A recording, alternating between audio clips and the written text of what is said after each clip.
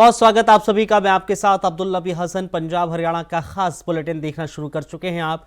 हरियाणा के ऊर्जा परिवहन मंत्री अनिल विज ने कहा है कि हरियाणा सरकार ने किसानों को 24 फसलों का न्यूनतम समर्थन मूल्य दिया है।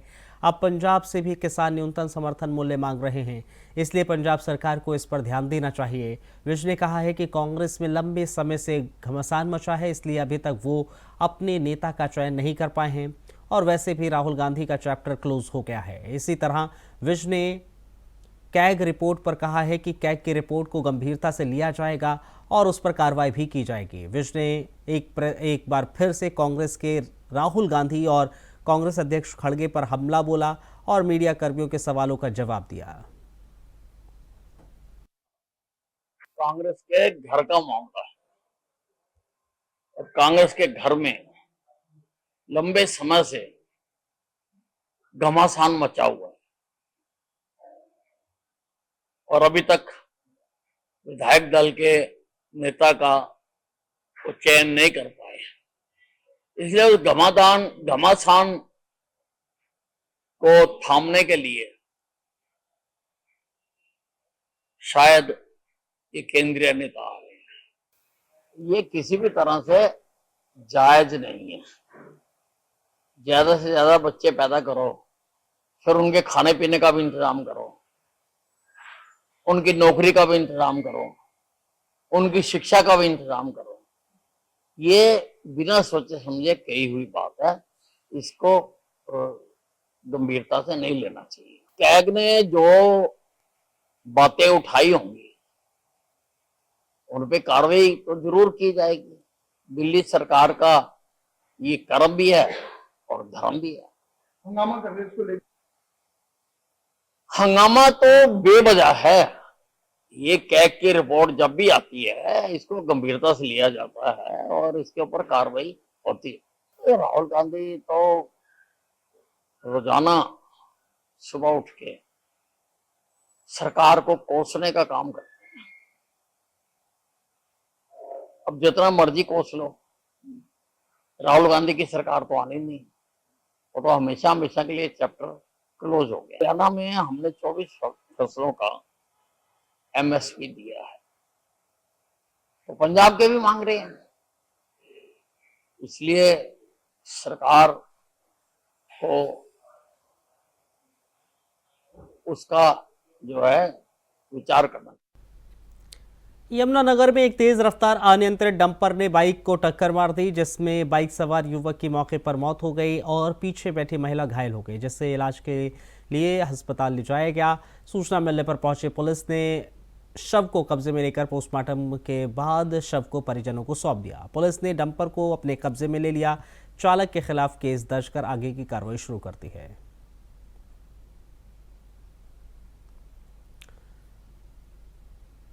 महिला और बाल विकास विभाग की जिला बाल संरक्षण इकाई की ओर से स्थापित डिजिटल डिस्प्ले पैनल का जिला उपायुक्त पार्थ गुप्ता ने रिबन काटकर लोकार्पण किया। डिजिटल डिस्प्ले के माध्यम से मिशन वात्सल्य के अंतर्गत स्कीमों, जिसमें स्पॉन्सरशिप, एडॉक, पोस्टर केयर, बाल अधिकार, बाल संरक्षण, किशोर न्यायालय, पॉस्को अधिनियम की जानकारी दी गई। जिला कार्यक्रम अधिकारी महिला और बाल विकास तरविंदर कौर ने बताया कि बच्चों को संरक्षण को लेकर जनमानने की जागरूकता के प्रयासों में डिजिटल डिस्प्ले स्थापित की गई है। जिला सचिवालय में नागरिकों को सीधे तौर पर बाल संरक्षण से संबंधित स्कीमों की जानकारी मिलेगी। मिशन वात्सल्य के तहत शर्तों के अनुसार आर्थिक रूप से कमजोर को आर्थिक सहायता दी जा रही है। वहीं बच्चों के साथ होने वाले अपराधों की रोकथाम, सतर्कता से लेकर किस प्रकार से सावधानी बरतनी चाहिए, इन सभी विषयों की जानकारी डिजिटल पैनल के माध्यम से ली जा सकती है। आज डीसी ऑफिस में यहाँ पे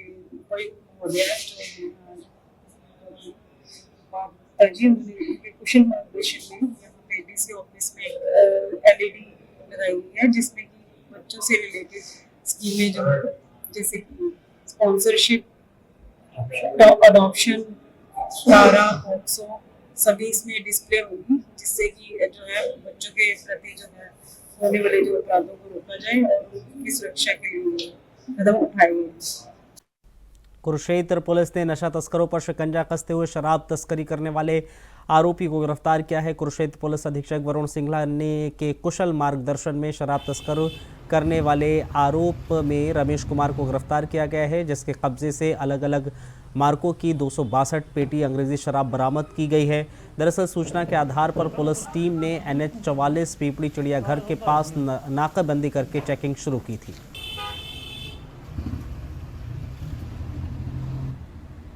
कल हमें एक मुखबिर मिली थी कि काफ़ी समय से एक गाड़ी है जो पंजाब नंबर की है PB 11DB और 8871, इसमें कई बार जो दारू है वो लोड होके और बिहार में सेल के लिए जाती है।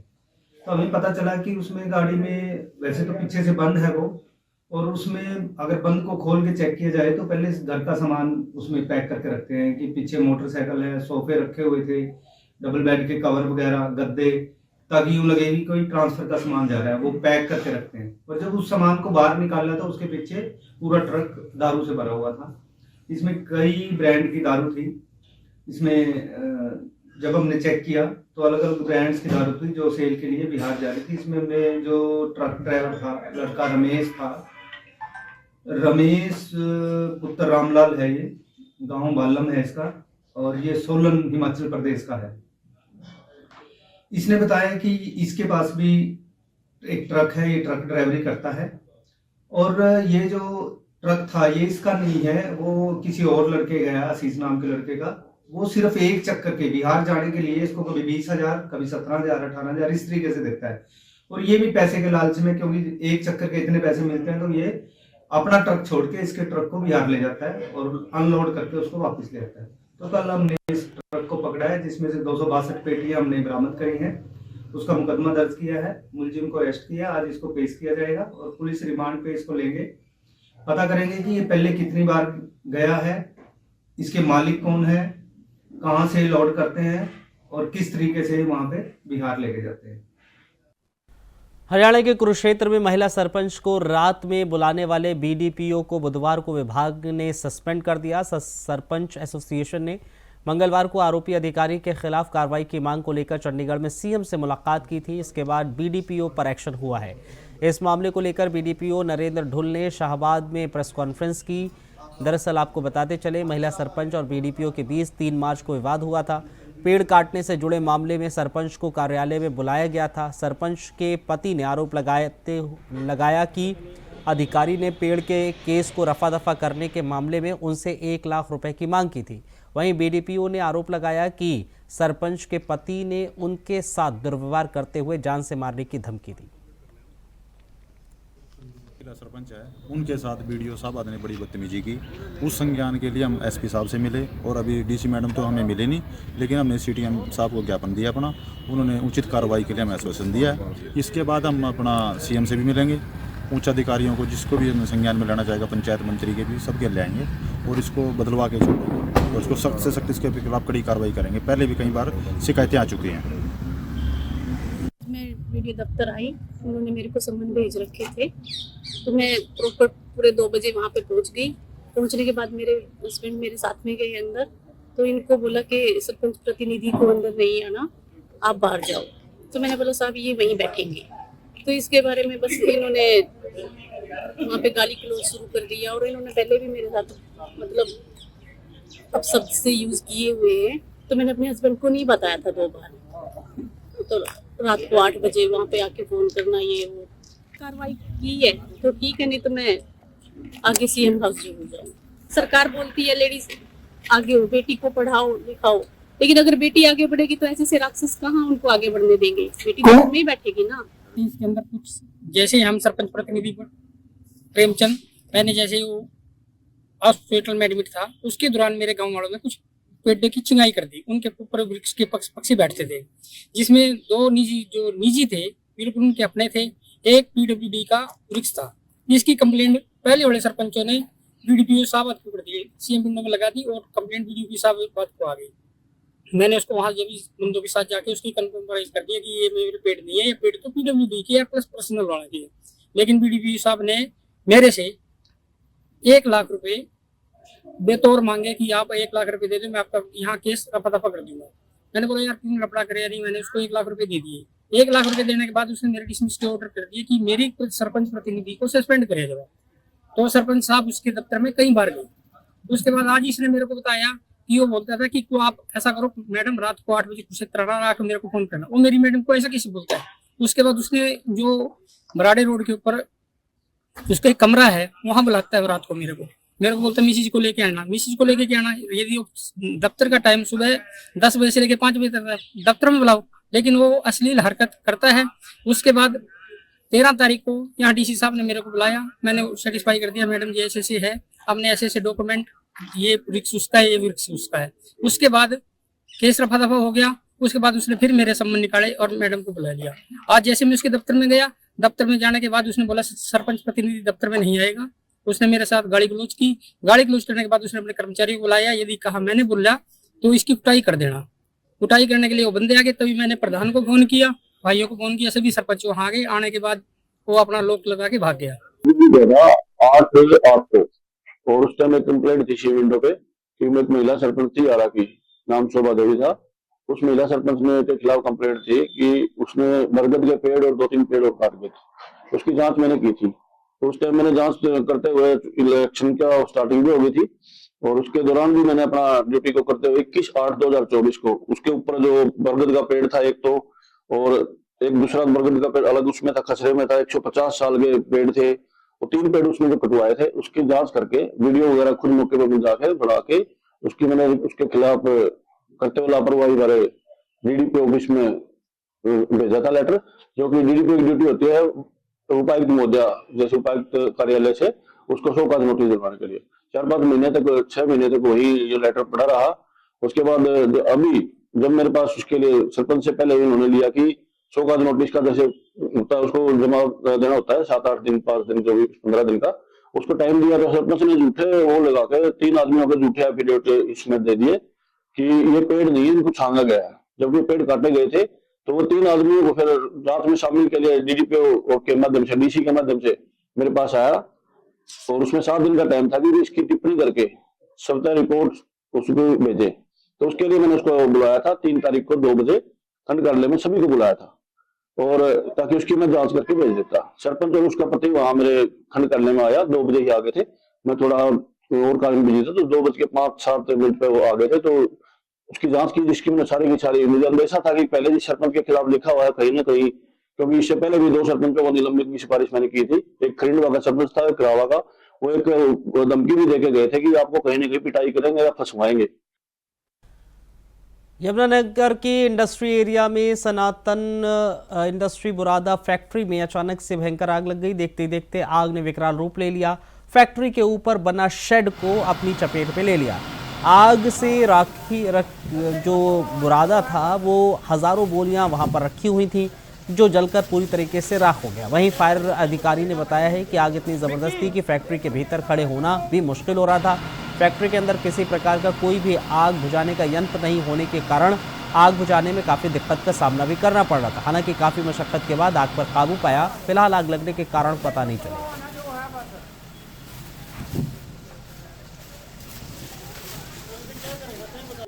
काफी मात्रा में स्टॉक किया हुआ है इन्होंने अंदर, और उसके पिछले पोर्शन में आग लगी हुई थी। जैसे हम मौके पहुंचे तो आग काफी विकराल रूप ले चुकी थी पीछे, तो आग को बुझाने का प्रयास किया जा रहा है। उसी करने को जो पकड़ने लगा उसमें आग फैली हुई है, उसी को कंट्रोल किया जा रहा है, आगे बढ़ने से रोका जा रहा है। अगला पोर्शन इनका खराब फेस है, लेकिन पिछले पोर्शन में काफी आग है।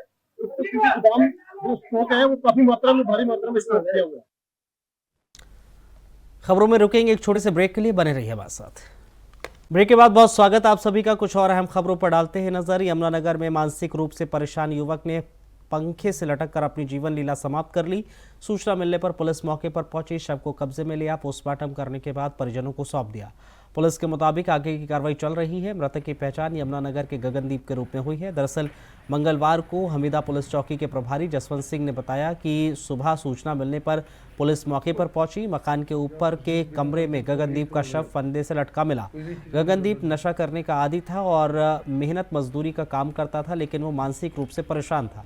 रात को खाना खाने के बाद वो अपने कमरे में गया, लेकिन सुबह जब वो नहीं उठा तो उसके कमरे का दरवाज़ा अंदर से बंद मिला। पुलिस ने शव को निकाला और पोस्टमार्टम करने के बाद परिजनों को सौंप दिया।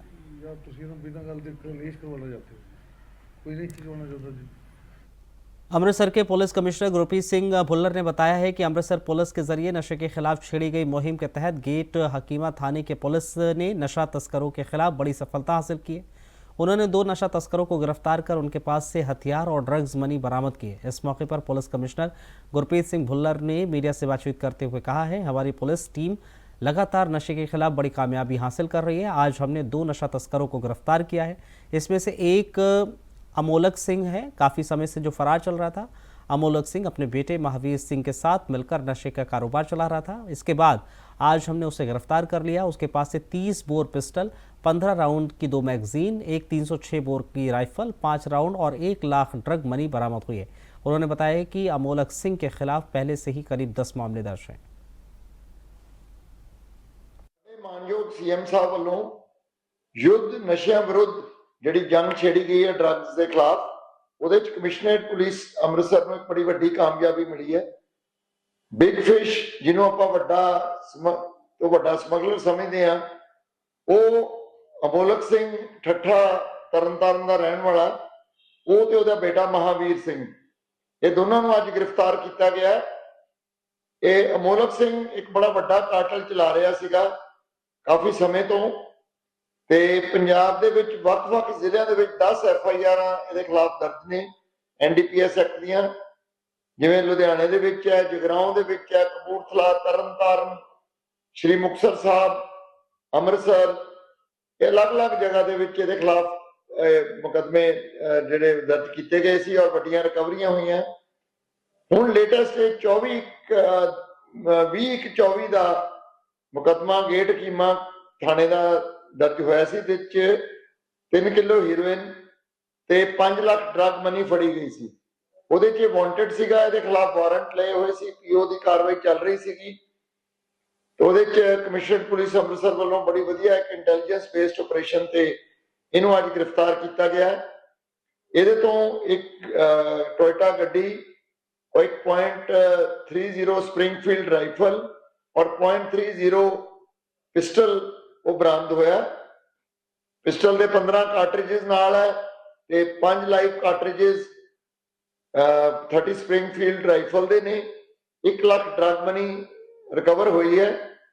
तो मैं इन्हूं बड़ी वड्डी कामयाबी मानदा साडी टीम दी, और मैं उम्मीद करदा कि जिस तरह दा इहदा पिछोकड़ है, ਇਹਦੀ ਡਿਟੇਲ ਚ ਇਨਵੈਸਟੀਗੇਸ਼ਨ ਦੇ ਵਿੱਚ ਸਾਨੂੰ ਹੋਰ ਵੀ ਰਿਕਵਰੀ ਹੋਣ ਦੀ ਆਸ ਹੈ, ਔਰ ਸਾਰੇ ਇਹਦੇ ਕੰਟੈਕਟਸ ਜਿਹੜੇ ਔਰ ਪ੍ਰਾਪਰਟੀ ਔਰ ਬੈਂਕ ਅਕਾਊਂਟ ਸਾਰੇ ਜਿਹੜੇ ਉਹਨਾਂ ਦੇ ਉੱਤੇ ਅਸੀਂ ਸਾਰਾ ਵਰਕ ਕਰ ਰਹੇ ਹਾਂ ਕਿ ਇਸ ਡਰੱਗ ਮਨੀ ਤੋਂ ਕਮਾਈ ਹੋਈਆਂ ਕਿਹੜੀ ਚੀਜ਼ਾਂ ਨੇ ਉਹਨਾਂ ਤੇ ਅਗਲੀ ਯੋਗ ਕਾਰਵਾਈ ਕੀਤੀ ਜਾਏ। पंजाब के किसान 18 मांगे पूरी करने की मांग कर रहे हैं। किसानों ने 5 मार्च को चंडीगढ़ कूच का ऐलान किया था। पुलिस ने उन्हें रोकने के लिए चंडीगढ़ के सभी एंट्री पॉइंट बंद कर दिए थे। लोग भीषण जाम से जूझ रहे थे। मोगा के डीसी कॉम्प्लेक्स के बाहर किसानों ने धरना दिया। इस दौरान किसान ज़बरदस्ती कॉम्प्लेक्स के अंदर दाखिल हुए। पुलिस ने उन्हें रोका तो दोनों तरफ से धक्का मुक्की भी शुरू हुई। किसान जत्थेबंदियों की तरफ से चंडीगढ़ में धरना प्रदर्शन करने की कॉल को लेकर पटियाला बठिंडा रोड में पटियाला पुलिस की तरफ से बठिंडा से पटियाला की ओर आने वाली सभी गाड़ियों की चेकिंग की जा रही थी।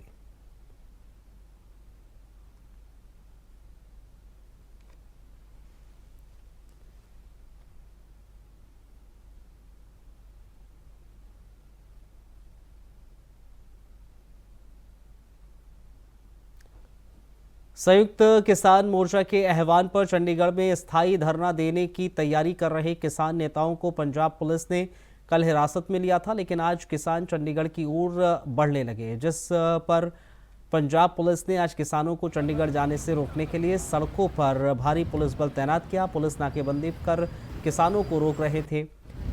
समराला में भी किसानों को चंडीगढ़ जाने से रोकने पर भारी पुलिस फोर्स तैनात रही। समराला के हेडो चौकी के पास करीब 100 किसानों को ट्रैक्टर ट्रॉली समेत रोक लिया गया, जहां किसान सड़क किनारे इकट्ठा होकर लंगर और चाय बनाने लगे।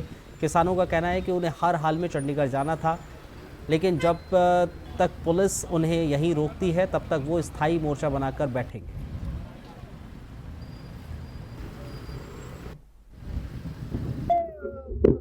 लगाया होगा अपना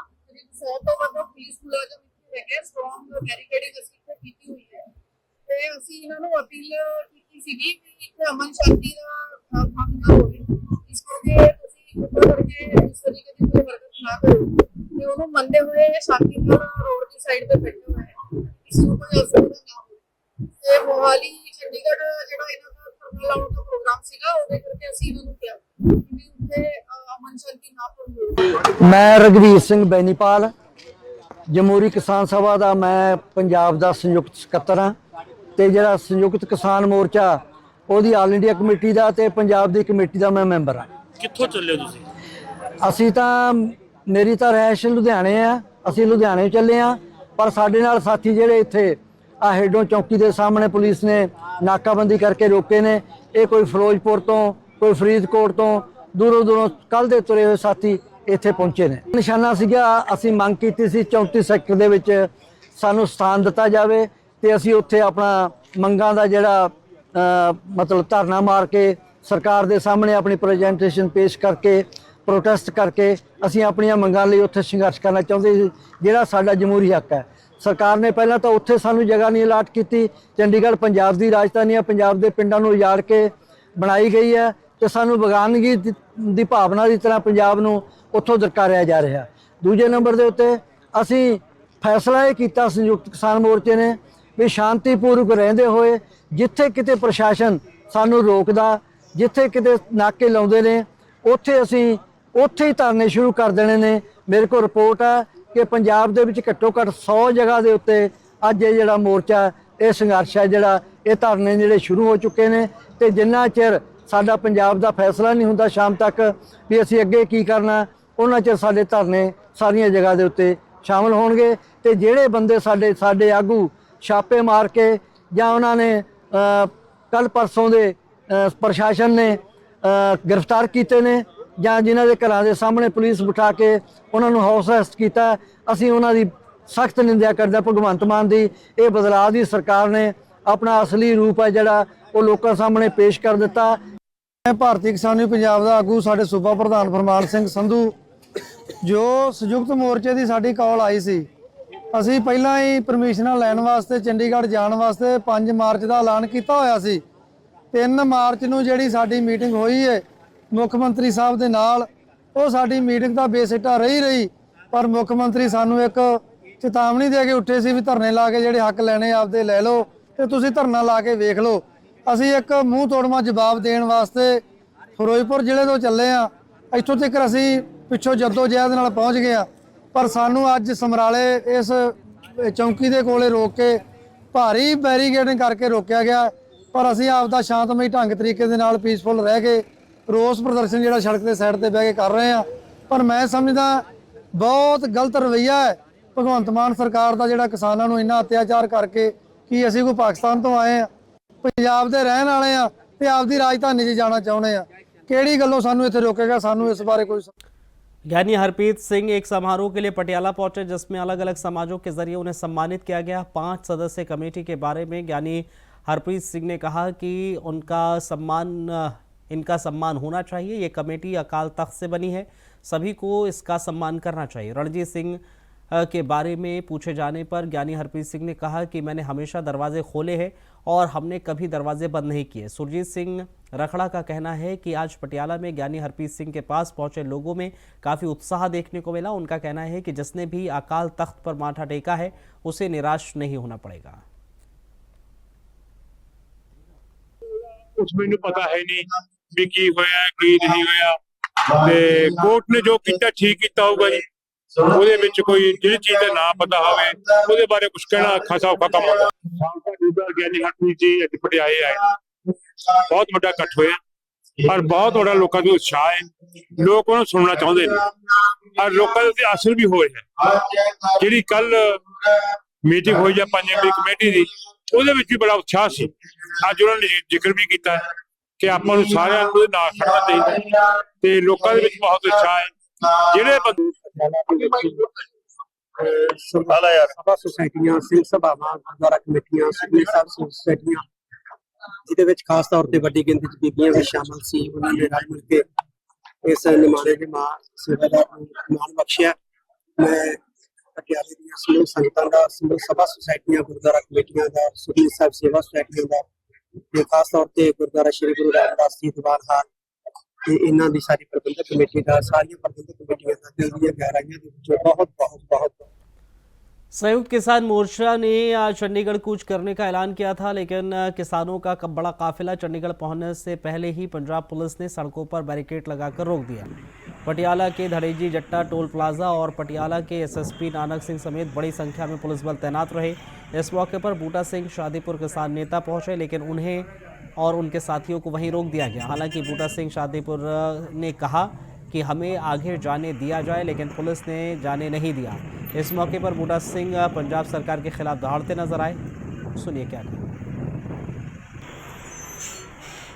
ਨਾਕਾਬੰਦੀ ਕੀਤੀ ਗਈ ਹੈ। ਜਿਹੜੇ ਵੀ ਰੋਡਸ ਜਾਂਦੇ ਆ ਚੰਡੀਗੜ੍ਹ ਤੇ ਬੜੀਆਂ ਕਲੀਅਰ ਇਨਸਟਰਕਸ਼ਨਸ ਨੇ ਕਿ ਉਹਨਾਂ ਨੂੰ ਅਲਾਉ ਨਹੀਂ ਕੀਤਾ ਜਾਊਗਾ ਚੰਡੀਗੜ੍ਹ ਜਾਣ, ਪਰ ਨਾਰਮਲ ਪਬਲਿਕ ਨੂੰ ਕੋਈ ਪ੍ਰੋਬਲਮ ਨਾ ਆਵੇ, ਇਸ ਕਰਕੇ ਅਸੀਂ ਜਿਹੜਾ ਰੂਟ ਹੈ ਉਹਨੂੰ ਓਪਨ ਰੱਖਿਆ ਤਾਂ ਕਿ ਜੇ ਕਿਸਾਨ ਯੂਨੀਅਨ ਦਾ ਕੋਈ ਮੈਂਬਰ ਆਉਂਦਾ ਵੀ ਹੈ ਤੇ ਉਹਨੂੰ ਉਸੇ ਵੇਲੇ ਉਹਦੇ 'ਤੇ ਐਕਸ਼ਨ ਕਰਕੇ ਰੂਟ ਖਾਲੀ ਰੱਖਿਆ ਜਾਵੇ ਤੇ ਪਬਲਿਕ ਦੀ ਕਨਵੀਨੀਅੰਸ।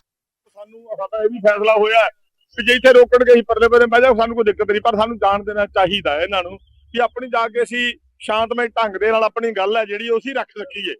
ਇਹ ਸਾਡਾ ਹੱਕ ਵੀ ਹੈ। ਜੇ ਸਾਡਾ ਜਮਹੂਰੀ ਹੱਕ ਵੀ ਖੋਲਿਆ ਸਰਕਾਰਾਂ ਨੇ, ਫਿਰ ਆਪਾਂ ਗੱਲ ਕਿਹੜੇ ਪਲੇਟਫਾਰਮ ਤੇ ਕਰਿਆ ਕਰਾਂਗੇ, ਫਿਰ ਤਾਂ ਗੱਲ ਕਿਤੇ ਹੋਣੀ ਨਹੀਂ। ਇਸ ਕਰਕੇ ਹੀ ਚਾਹੁੰਦੇ ਆ ਕਿ ਸਾਨੂੰ ਅਸੀਂ ਜਿਹੜਾ 34 ਸੈਕਟਰ ਦੇ ਅੰਦਰ ਮੰਗੀ ਹੋਈ ਹੈ ਜਗ੍ਹਾ, ਇਹਨਾਂ ਤੋਂ ਸਰਕਾਰ ਨੂੰ ਸਾਨੂੰ ਸ਼ਾਂਤਮਈ ਢੰਗ ਨਾਲ ਬਹਿਣ ਦੇਣਾ ਚਾਹੀਦਾ। ਜਾ ਕੇ ਉੱਥੇ ਅਸੀਂ ਕਿਸੇ ਦੇ ਨਾਲ ਵੀ ਕੋਈ ਤਕਰਾਰਬਾਜ਼ੀ ਵਾਲੇ ਚੱਕਰ 'ਚ ਬਿਲਕੁਲ ਨਹੀਂ ਪੈਣਾ ਚਾਹੁੰਦੇ। ਅਸੀਂ ਵੀ ਬਹੁਤ ਵਿਗੇ ਢੰਗ ਨਾਲ ਜਾਏਗਾ। ਸਾਨੂੰ ਕੱਲ ਦਾ ਪਤਾ ਲੱਗ ਰਿਹਾ ਸੀ ਕਿ ਹਰ ਇੱਕ ਮਤਲਬ ਰੋਡ ਆ ਜਿਹੜਾ ਉਹ ਜਾਮ ਕੀਤਾ ਹੋਇਆ ਪਿੰਡਾਂ ਦੇ ਵਿੱਚੋਂ ਦੀ ਲੰਘ ਲੂ ਕੇ, ਤਾਂ ਹੀ ਲੇਟ ਵੀ ਆ ਅਸੀਂ। ਵੈਸੇ ਲੇਟ ਵੀ ਆ ਇਸੇ ਕਰਕੇ ਹੀ, ਫਿਰ ਇੱਥੇ ਇਕੱਠੇ ਹੋਏ ਅੱਗੇ ਆ ਕੇ ਜਿੱਥੇ ਆਪਸ ਵਿੱਚ ਤਾਲਮੇਲ ਕੀਤਾ ਉੱਥੋਂ ਫਿਰ ਚੱਲੇ ਸੀ ਹਨਾ। ਬਾਕੀ ਵੇਖੋ ਇਹ ਸਾਡੇ ਭਰਾ ਨੇ, ਬਗਾਨੇ ਕੋਈ ਨਹੀਂ, ਮੰਗਾ ਇਹਨਾਂ ਦੀਆਂ ਵੀ ਇਹੀ ਨੇ, ਕਿਉਂਕਿ ਸਾਰੇ ਇਹਦੇ ਇਸ ਧੰਦੇ ਨਾਲ ਹੀ ਸੰਬੰਧਿਤ ਨੇ, ਕੋਈ ਬਾਹਰ ਇਹ ਵੀ ਨਹੀਂ ਹੈਗੇ। ठीक है, दिलों में भी राजी होंगे भी, चलो मंगा मनिया जाता। चले बुलेटिन में फिलहाल इतना ही, इजाजत दीजिए, नमस्कार।